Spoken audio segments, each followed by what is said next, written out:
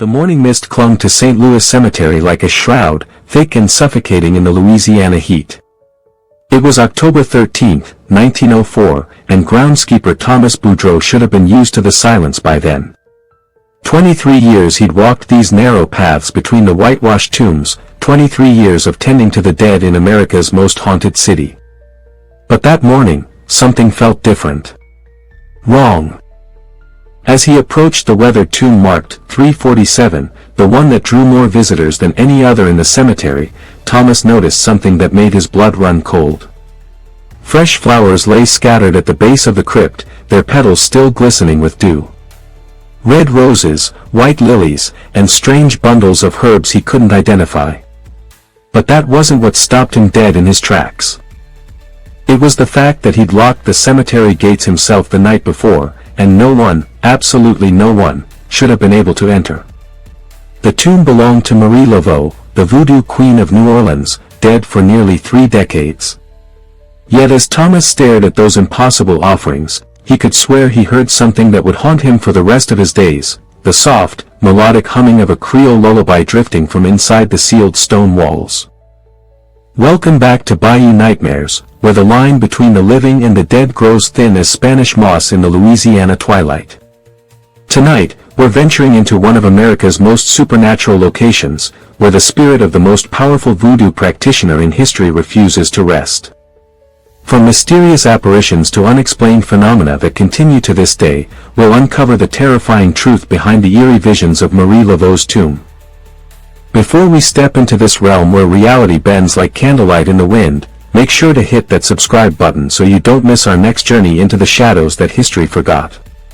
Now, let's walk these haunted paths together, where every whisper might be your last. The story of Marie Laveau's supernatural legacy begins not with her death, but with her life, a life so extraordinary that death itself seemed like merely another realm for her to conquer. Born around 1794 in the French Quarter of New Orleans, Marie Catherine Laveau was a woman who straddled two worlds, the Catholic faith of her French heritage and the ancient spiritual practices brought by enslaved Africans to Louisiana's shores. By the 1830s, Marie had established herself as the undisputed voodoo queen of New Orleans, a title that carried more weight than any royal crown. Her cottage on Ste. and Street became a pilgrimage site for those seeking everything from love potions to protection from enemies. Politicians, merchants, and society ladies all found their way to her door, desperate for the power she wielded over the seen and unseen worlds. But Marie's true genius lay not just in her spiritual abilities, but in her understanding of human nature. As a hairdresser to New Orleans' elite white women, she gathered secrets like a spider collects flies. She knew which husbands strayed, which businesses teetered on bankruptcy, which families harbored dark scandals. This knowledge, combined with her genuine spiritual gifts, made her predictions seem impossibly accurate and her curses terrifyingly effective. When Marie Laveau died on June 15, 1881, the entire city of New Orleans mourned. Thousands attended her funeral, a procession that wound through the French Quarter like a river of grief and reverence. She was laid to rest in St. Louis Cemetery No. 1, in a modest tomb that would soon become anything but ordinary. The first strange occurrence happened just 3 days after the funeral. Father Antoine, the priest who had performed Marie's last rites, was walking through the cemetery at dusk when he saw a figure in white kneeling beside tomb 347. Assuming it was a mourner, he approached to offer comfort, but as he drew near, the figure turned toward him. Father Antoine later swore under oath that he looked into the face of Marie Laveau herself, her dark eyes gleaming with an otherworldly light. When he blinked, she was gone, leaving only the scent of jasmine and something else, something ancient and powerful that made his skin crawl. Word of the priest's encounter spread through New Orleans like wildfire, but it was only the beginning. Within weeks, dozens of people reported seeing Marie's spirit wandering the cemetery, sometimes alone, sometimes accompanied by a procession of ghostly figures that seemed to emerge from the very mist itself. Thomas Boudreau, our groundskeeper, became an unwilling chronicler of these supernatural events. His detailed journal, discovered decades later in the archives of the historic New Orleans collection, provides a chilling account of the escalating paranormal activity surrounding Marie Laveau's tomb. October 20, 1904, found 7 red candles burning in perfect circle around tomb 347 this morning. No wax drippings on ground, as if flames suspended in air. Candles cold to touch despite bright flames. Extinguished them myself, but returned 1 hour later to find them burning again. November 2, 1904, All Saints' Day brought more visitors than usual, but something else came with them.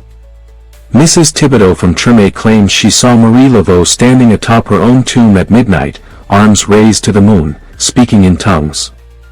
When I investigated, found fresh footprints on tomb roof, but no ladder or means of ascent anywhere nearby. November 15, 1904, cannot explain what happened today. Young woman came seeking Marie's blessing for sick child.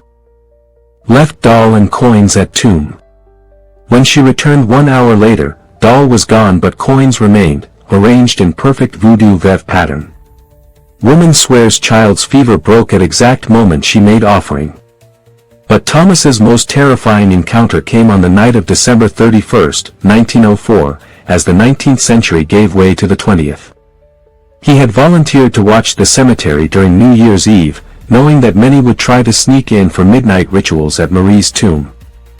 What he witnessed that night would shake his faith in everything he thought he knew about life and death. As midnight approached, Thomas positioned himself behind a large monument with a clear view of tomb 347. The cemetery was eerily quiet, with only the distant sounds of celebration drifting from the French Quarter. Then, as the church bells began to toll midnight, the temperature dropped so suddenly that Thomas could see his breath in the humid Louisiana air. A soft blue light began to emanate from Marie Laveau's tomb, growing brighter with each toll of the bell. As the 12th chime faded into silence, the tomb's heavy stone door, sealed with mortar and iron, slowly swung open with a grinding sound that seemed to come from the earth itself. Marie Laveau emerged. She appeared exactly as she had in life, wearing her signature white dress and colorful Tignan head wrap, but her form seemed to shimmer like heat waves rising from summer pavement. Behind her came others, men and women Thomas didn't recognize, all dressed in the style of decades past, all bearing the unmistakable bearing of those who had practiced the ancient arts. The ghostly procession moved through the cemetery with purpose, stopping at various tombs and leaving offerings that materialized from thin air, flowers that bloomed in winter, fruits that had no earthly season, candles that burned with flames of impossible colors. Marie herself paused at several graves, placing her translucent hands on the stone and whispering words in a language that predated any European tongue. Thomas watched in paralyzed fascination as the voodoo queen spirit performed what could only be described as a supernatural census, checking on the dead under her eternal protection. But when her dark eyes suddenly fixed on his hiding place, he felt a chill that penetrated to his very soul. She smiled, an expression both benevolent and terrifying, and raised one finger to her lips in a gesture of silence. The message was clear: witness, but do not interfere. As dawn approached, the procession returned to tomb 347. Marie Laveau was the last to enter, pausing at the threshold to look back over the cemetery she had claimed as her eternal domain. Then the stone door closed with a sound like thunder, and the blue light faded, leaving Thomas alone with the morning mist and the certain knowledge that death was not the end for Marie Laveau. Word of Thomas's encounter spread throughout New Orleans, but rather than discouraging visitors to Marie's tomb, it seemed to draw them like moths to a flame. People came from across the South, and eventually from around the world, seeking audience with the voodoo queen spirit. They brought offerings, flowers, food, money, personal items, and always candles, so many candles that the tomb was perpetually surrounded by flickering light. The rituals that developed around tomb 347 were as varied as the people who performed them. Some followed traditional voodoo practices, drawing vevs, sacred symbols, in the dust and calling upon the wa, spirits, for intercession. Others created their own hybrid ceremonies, mixing Catholic prayers with African chants, Protestant hymns with Native American sage burning.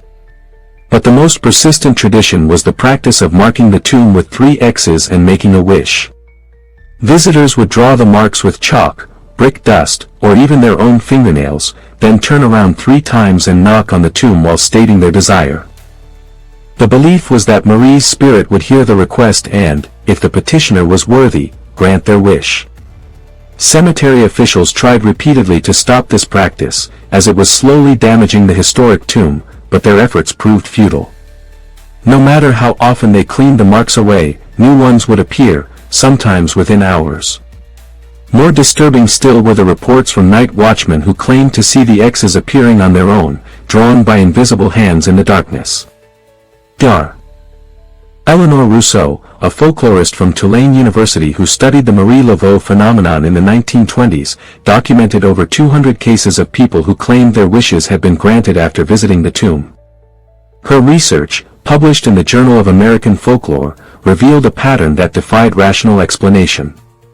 The success rate of wishes made at Marie Laveau's tomb appears to be significantly higher than statistical probability would suggest, Dr. Rousseau wrote.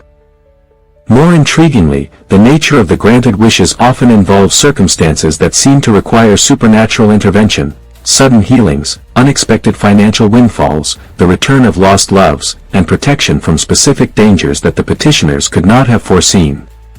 One of the most documented cases involved a young woman named Celeste Broussard, who came to Marie's tomb in 1923 seeking help for her dying mother. Celeste had traveled from rural Acadiana, spending her last few dollars on the train fare to New Orleans.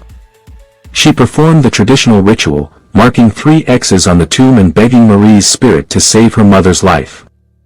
The next morning, Celeste received a telegram informing her that her mother's condition had dramatically improved at the exact time she had made her plea at the tomb. But the story doesn't end there.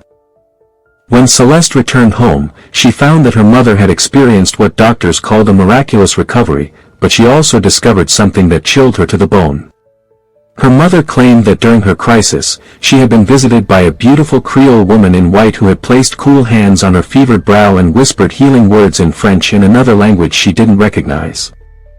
The woman had told her that her daughter's love had reached across the veil and that she would live to see her grandchildren grow. When Celeste showed her mother a photograph of Marie Laveau, her mother immediately identified her as the mysterious healer. But not all encounters with Marie's spirit were benevolent.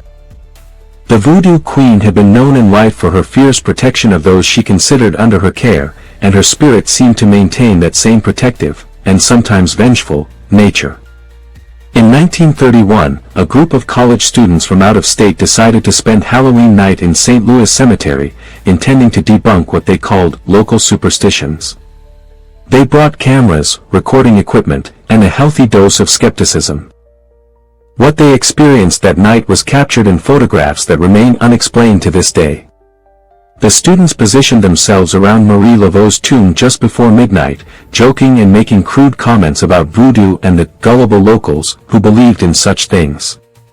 According to their own account, published later in the Times-Picayune, the temperature began to drop as midnight approached, and their equipment started malfunctioning. Then the photographs they were taking began to show things that weren't visible to the naked eye, shadowy figures surrounding the tomb, faces in the mist that seemed to be watching them with hostile intent, and most disturbing of all, the clear image of Marie Laveau herself, standing directly behind one of the students with an expression of unmistakable anger. The students fled the cemetery, but their troubles were far from over. Within a week, each member of the group had experienced what could only be described as supernatural harassment. They reported being followed by shadows, hearing threatening whispers in empty rooms, and finding voodoo dolls and other occult items appearing in their dormitory rooms despite locked doors. The harassment continued until one of the students, Robert Kellerman, returned to New Orleans and performed a formal apology ritual at Marie's tomb, bringing expensive offerings and publicly acknowledging his disrespect. Only then did the supernatural persecution cease, but Kellerman later claimed that he continued to see Marie Laveau's spirit watching him from mirrors and reflective surfaces for the rest of his life. As the decades passed, the phenomena surrounding Marie Laveau's tomb only intensified. The 1940s and 1950s brought a new wave of documented supernatural activity, much of it captured by the emerging technology of the era. Radio equipment brought near the tomb would pick up strange transmissions, voices speaking in Creole French, African dialects, and languages that linguists couldn't identify.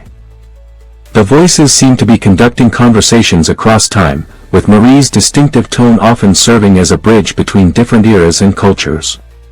Photography also revealed new mysteries. Pictures taken at the tomb frequently showed anomalies, orbs of light, ectoplasmic mists, and most commonly, the partial materialization of human figures that seemed to be reaching out from another dimension. Professional photographers who came to document the tomb for newspapers and magazines often found their film ruined by unexplained exposures, as if some force was actively preventing certain images from being captured.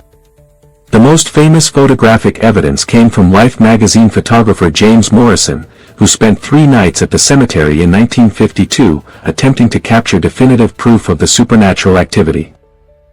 On his final night, Morrison's camera captured what remains one of the most compelling pieces of paranormal evidence ever recorded.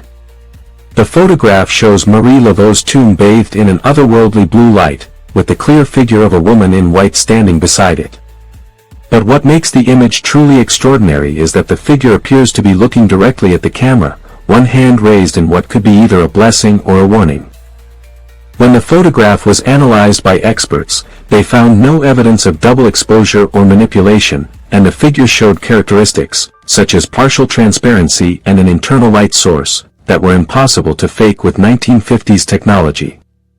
Morrison himself was profoundly affected by his experience.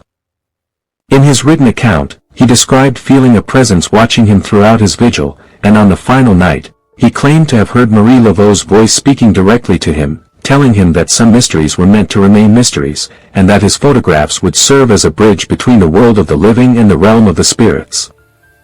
The 1960s brought the civil rights movement to New Orleans, and with it, a renewed interest in Marie Laveau as a symbol of African American power and resistance. Visitors to her tomb began to include civil rights activists who sought her spiritual protection and guidance in their struggle for equality.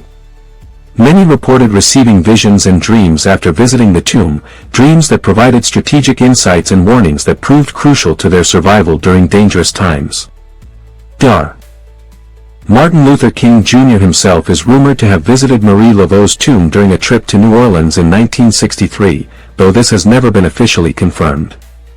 However, several witnesses reported seeing a man matching his description performing a prayer ritual at the tomb late one evening, and King's subsequent speeches contained references to the spirits of those who fought oppression in all its forms, that some interpreted as acknowledgement of Marie's influence. The supernatural activity at the tomb seemed to respond to the social upheaval of the era.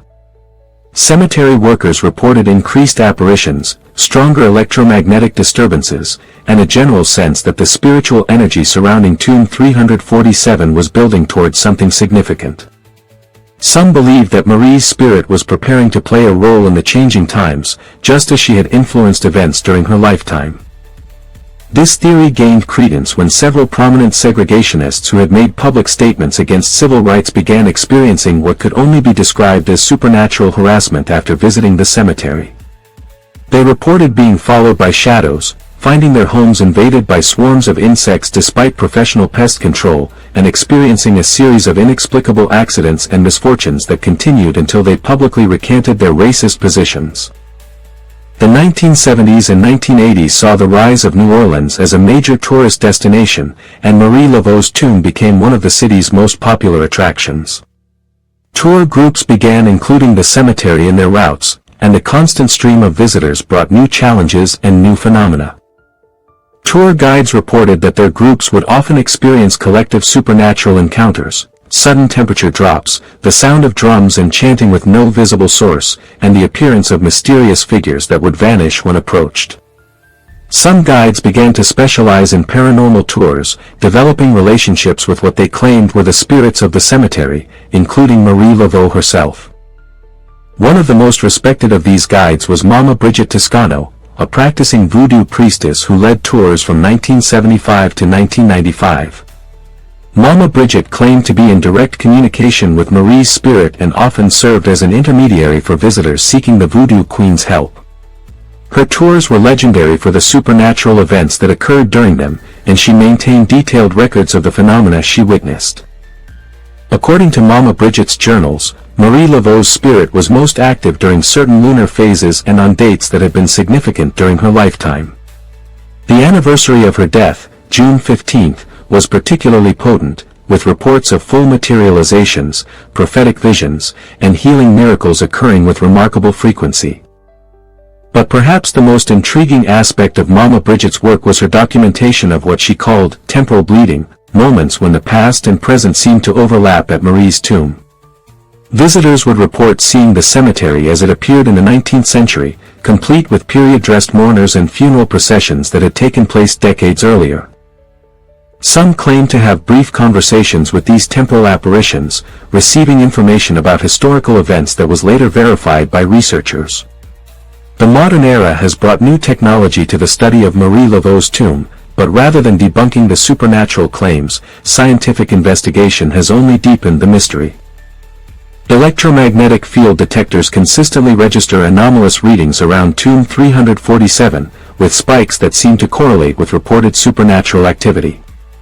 Infrared cameras have captured heat signatures that suggest the presence of human-shaped forms even when no living person is present.